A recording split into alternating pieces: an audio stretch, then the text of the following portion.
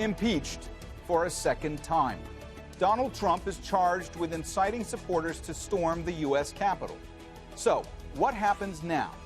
And can the Republican Party heal the divisions caused by the president? This is Inside Story.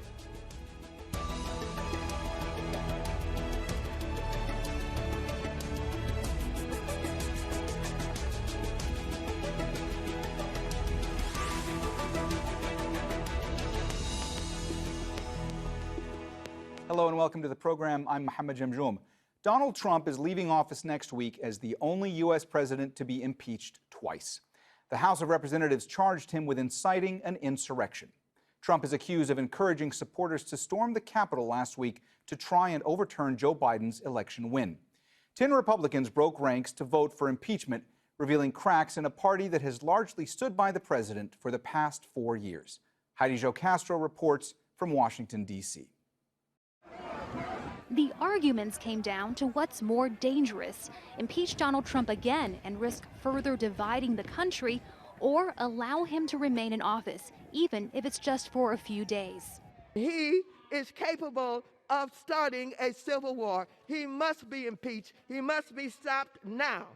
On this vote, the final vote was 232 to 197 in favor of impeachment, and took place in what a week ago was a crime scene. That's when a pro-Trump mob occupied Congress in an effort to overturn the presidential election, leading to 5 deaths. Democrats argued this was the shattering of Trump's glass house of lies, built upon 4 years of racist fear-mongering. Every one of us in this room right now could have died. As Senator Lindsey Graham said, the mob could have blown the building up. They could have killed us all. And now the far right is calling for return engagement from January 17th to January 20th. They're asking the president to pardon the conspirators in last week's rampage as they prepare for a race war.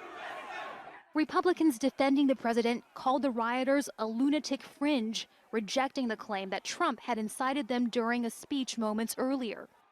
He was wrong to set such a confrontational tone in a politically tense situation. But what did he actually say? His exact words were, quote, "I know that everyone here will soon be marching over to the Capitol building to peacefully and patriotically make your voices heard," unquote. That's impeachable?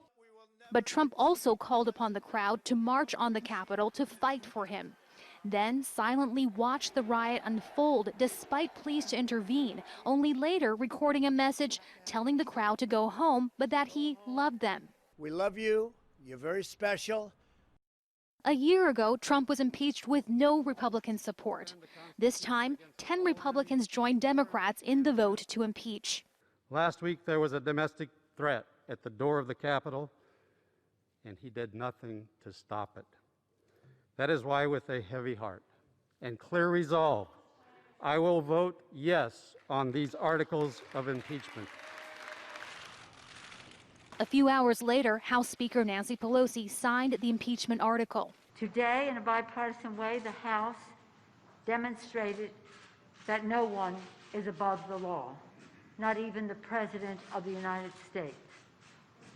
That Donald Trump is a clear and present danger to our country, and that once again, we honored our oath of office to protect and defend the Constitution of the United States. In a late video message from the Oval Office, Trump did not address his second impeachment and instead asked the country for unity. What is needed now is for us to listen to one another, not to silence one another.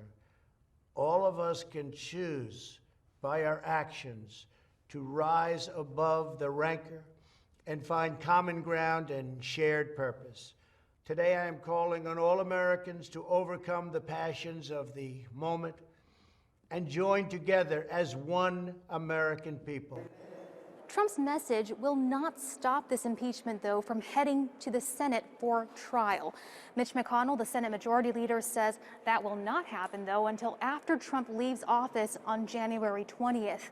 McConnell is among the Senate Republicans who've indicated they may be open to convicting Trump, with the potential consequence of barring him from returning to office. Heidi Jo Castro, Al Jazeera, Washington.